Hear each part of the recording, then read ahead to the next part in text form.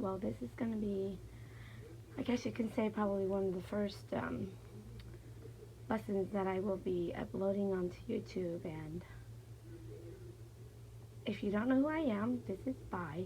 Um, this one's going to be completely in English, and then if you want to listen to the Hmong version, I will upload a different one translated in Hmong for you, but this will be the one that's in English for the ones that don't or don't speak or don't understand Hmong. Um, if you don't know anything about me, I'm Mrs. Vu, or some people call me Bai. Um, I can say that I've been a Christian for a really good portion of my life. When I married my husband, he was already a Christian, and adjusting to the Christian life was really difficult for me at that time. And I would never say that I'm the type that would know everything about being a good Christian. I feel like sometimes I still struggle with that. But what I do know about my life is that I guess you can say I'm a person that wishes for all good things to happen only. I'm a daydreamer. Some people would say that I am a person who likes fairy tales, only because I feel like life is already so tough, and it just hurts me when I feel like every story that I listen to is sad, it's drama, it's not even full of happiness, and then sometimes the ending is not even happy, so then that just hurts me even more. But then I've decided that, in starting this YouTube channel, my goal is to always share a true story about somebody that I have asked for permission from, and that they're okay with me sharing this story. I'm not going to tell you who they are. They're going to stay anonymous, but I will share the story as if it's through my life, and it will be in the first person view. But I will always share the story after the end of the teaching. So the beginning part of my YouTubes are always going to be the lesson or what I want to share with you. I'm not a pastor. I'm a Christian, and I love God, and I know He loves me. And so basically my goal is just to share with you all the wonderful powers that God has done in my life, and also everybody else that's willing to share. If you are willing to share your story, if you want to talk about the wonders of what God has done for you, please contact me, and I will share your story.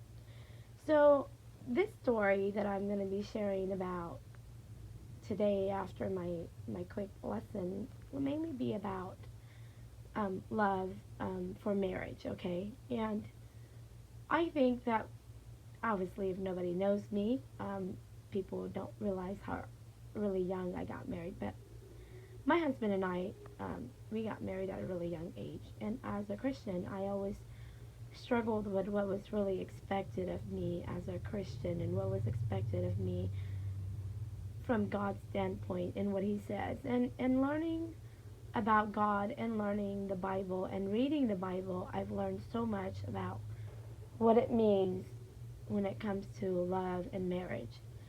So I think a lot of times we forget that when we make a sacred vow to be married, we forget what that really means, and we forget what it means in the eyes of God, and what we say when we agree that we will forever be a married couple. And what's even more difficult is the fact that sometimes we agree or we believe that we found the love of our life and we're going to live with them for the rest of our life. And we don't really take that vow, the vow that when you get married, and then the pastor or the priest or the judge says, for better or for worse, for rich, for poor, in sickness and in health, till death do you part. I think that gives each person a different meaning when they truly understand what God is telling us. about what he means about marriage, because Adam was alone when God made Eve for him, and he wasn't um, he didn't ask for a companion, but God gave him this companion, which is Eve. And if you understand the Bible, it starts right at the very beginning in Genesis. But today I'm not going to talk about that. Today I'm going to talk about, there's different parts of the Bible that talks about love. And so then if you have your Bibles, I will always try to include it in my channels, which Bible verses I'm referring to, so you can look at it. But if you have your Bibles, I'm going to be talking about Ephesians chapter 4, verse 2. And Ephesians chapter 4, verse 2 says, "Be completely humble and gentle. Be patient, bearing with one another in love." And, humble and gentleness and patient and bearing, those are really hard words to define. If you read the entire chapter of 1 Corinthians chapter 13, it talks about what love is, and it is very difficult to be a sinner and forget that more than once in our lifetime, so many times in our lifetime, all we're really doing is thinking about ourselves and not necessarily what we agree to in love. We don't think about how our actions affect other people, and I'm guilty of this too. I'm guilty of, sometimes I forget that what I'm doing, is it truly out of the goodness of my heart, or was I doing it out of selfishness or some sort of bad motivation? Was I doing it because the devil was tempting me? And I know that those things aren't all the same thing until it comes into light, what I think it is. But be completely humble. I mean, just the word completely humble means so much. Humble and gentle and patient. Those are so challenging to do. For example, if my husband and I decided that we were going to go on a trip today and everything starts out perfectly fine, and I don't know about all the married couples out there, or just any couple, whether you're married or not, I always feel like everything starts out wonderful, and you think, and I don't know how people are, but I think to myself, wow, this day could not get any better. I mean, I love it. I'm on cloud nine. I'm happy. And then just all of a sudden, I mean, it just seems like it's a blink of an eye. And I realize my husband and I is arguing about something. And I'm thinking, what happened? Like, what just happened today? I mean, I was perfectly fine. We were perfectly fine. Everybody was in the car. We were getting ready to go. And then all of a sudden, he said something, and I'm pissed off with him, and I can't even be humble, and I can't even be gentle, and I can't even be patient, and I'm just yelling back, and he's yelling back, and he's trying to hurt me with the most painful words, and I'm trying to hurt him with the most painful words, and I'm thinking to myself, how did it get so bad? And then I think to myself, I wish I could go back and redo this day. But, there are so many times in our life that we can't redo a day, an hour, a minute. And if only we could remember to always be humble and gentle and patient, just like Ephesians chapter 4, verse 2, we would love our loved ones so much more. Even if they weren't humble to us, even if they weren't kind to us, even if they weren't gentle to us, if we ourselves were humble, gentle, and kind and patient, then I think that that's enough to show them that we love them. And that's all we really need sometimes. So I think this chapter, this verse, this book in the Bible means a lot to me. And then the other one that I think is really, really important too is 1 Peter chapter 4, verse 8. Above all, love each other deeply, because love covers over a multitude of sins. And sins can be anything. I mean, sinning could be, I'm going through a car wash and, there's a really handsome guy washing my car. And I'm thinking, oh man, he's cute.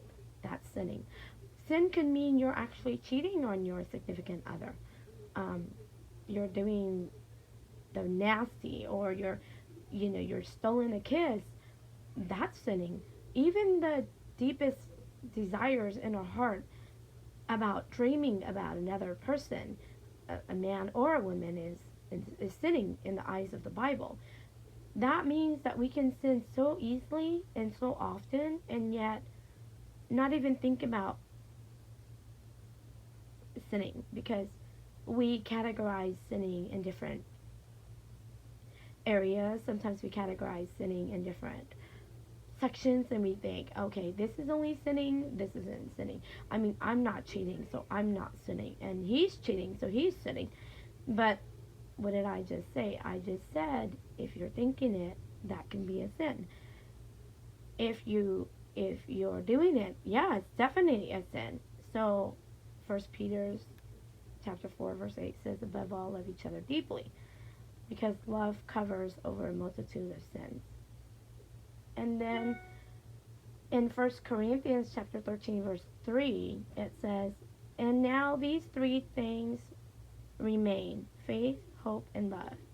But the greatest of these is love. And I don't think anybody can ever argue that anything would triumph over love. Love ends up winning at the end. And I agree. And now these three remain: faith, hope, and love, and the greatest is love. So I think that if you treat your spouse, your significant other, with love, above all else, not selfishness, not motivation, not what you want, not what you deserve, just love, that is enough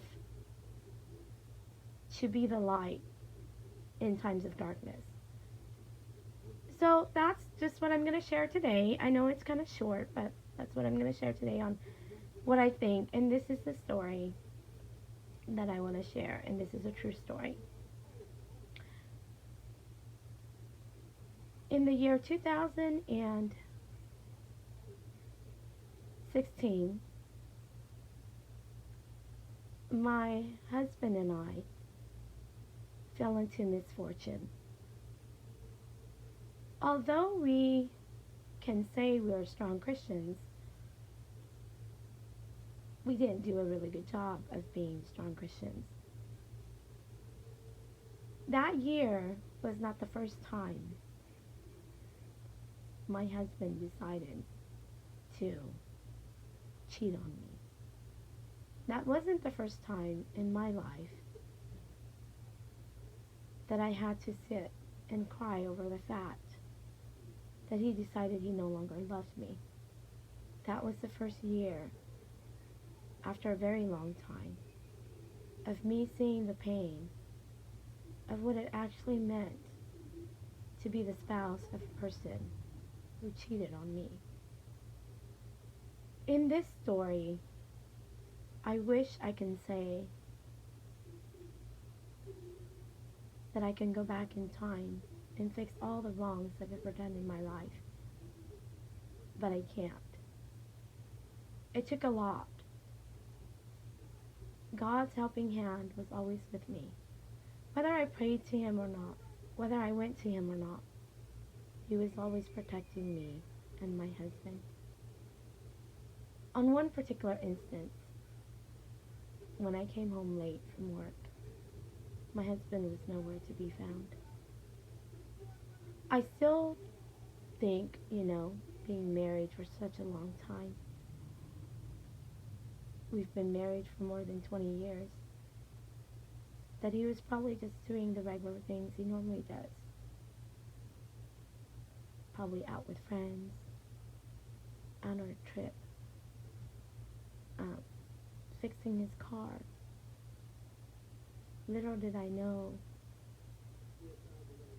he was actually cheating on me with another person.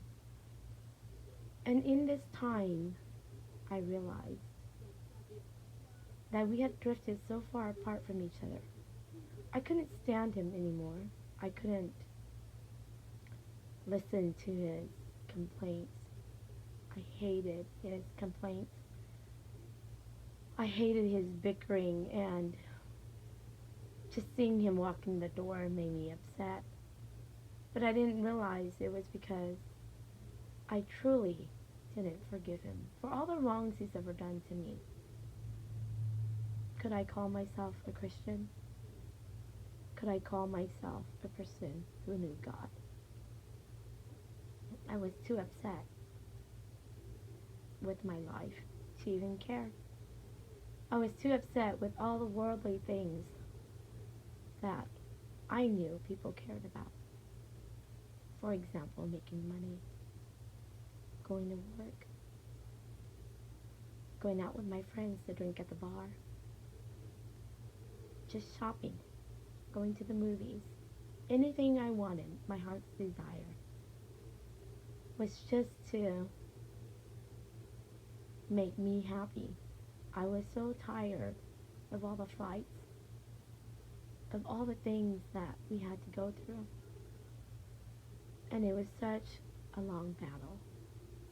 So at the end, I didn't care where he was at. It didn't bother me that he wasn't in bed. It didn't bother me that we didn't eat together, sit together, talk together.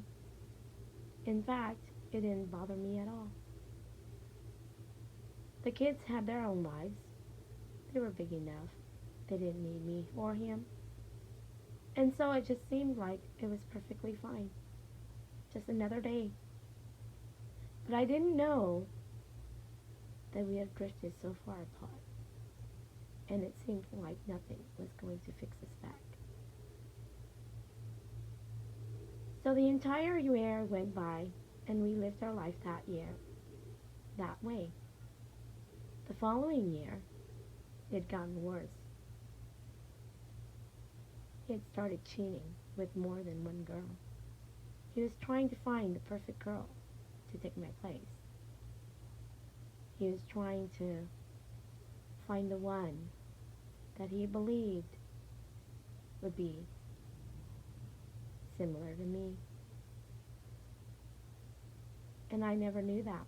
I just kept on doing the same thing. I went to work, came back home, helped the family, went to work, came back home, do what I did all these many years. And it was hard because when I finally found him cheating that day, when I caught him in the act, it was so painful. I remember, should I kill myself? Should I run away? Should I divorce him? Should I stay? Everything was so painful. But yet I couldn't tell a single soul. Who would I go to? Would I tell my mom? The worry wart? Would I tell my family? Would I tell my in-laws? Should I confront this lady and say, hey, you're cheating on with my husband. He's married, did you know? Did she know? Did she know? I always wondered. But I didn't care. I was tired of him too. And in my deepest hours, what I decided to do was pray. And I had prayed. And this time, it was a sincere prayer to God. One that truly said, God, help me. God, you are the creator, the awesome and powerful. Help me. How do I get past this point? And he answered my prayer. That night, I went to sleep. I was so upset with my husband. I couldn't even talk to him.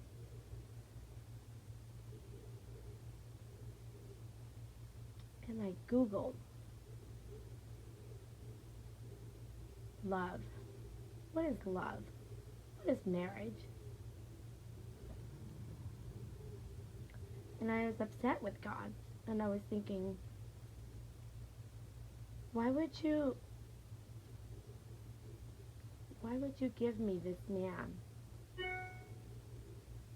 if he couldn't love me? Why would you give me this life if I'm supposed to start it and never finish? Because I was an overachiever. I did everything I could possibly do to win. I did everything I could do to never lose. But here I am, at the brink of losing my marriage, at the brink of losing my life. What I worked so hard just to throw it away? Over what? I couldn't decide. So the Bible verse came out. 1 Corinthians chapter 13, verse 13. And now these three things remain: faith, hope, and love. But the greatest of these is love. And so I thought about the word love. And I had prayed to God, and my heart was on fire. It was on fire for God, what it meant to love. And I had worked so hard to understand the word love, what it actually truly means. And at the end of the day, it came to forgiveness. To love him is to forgive him. And the only way to love him is to forgive him. But I was in so much pain. How can I forgive him? He's done this before. There's really no reason for me to forgive him. So, what I learned was that I will forgive him slowly, a little bit at a time. What if part of my fault as a spouse, as his companion, was that I truly didn't love him? What if I didn't love him the way he should be loved? What if he was second best in his eyes? What if I didn't love him like the way I would love my family or my kids? What if part of his struggle was I didn't show him love? And so I created ways to show him I loved him. I told him I loved him. I spent time with him. We started going out on dates. We started going out on vacation together, just the two of us. We started spending our nights together. And I asked him a lot of questions. And we would pray together. Every morning we would pray together for God to give us strength in our relationship, for God to give us strength in our family. And every night I would pray for God to give me the strength to be a better wife, for God to give me the strength to be a better mom, to be a better Christian. And so I want to share with you that you may be in disbelief, but this is a true story from a true person whom was willing to share with me when she found out I'm starting this YouTube channel, because she wanted everybody else to know that with God all things are possible. God healed her marriage. God help her and her husband. They are healed. And to this day, they still live serving God. And this is a true story. And I want to share this story. It is not mine, but I want to share it. from the person who lived it in hopes of it reminding you that with God all things are possible. And so, that's the end of my channel today. I hope you guys will like and share. I hope that this lesson or this, discussion will help you and your loved ones. And as always, remember, everything is done through the eyes of God, the way He wants it to be done, as long as we go to Him. I've seen so many powerful things in my life, my own life, that I don't question if there is a God or not, because I know He exists. And I don't need to live the sad life. I know that He's always there.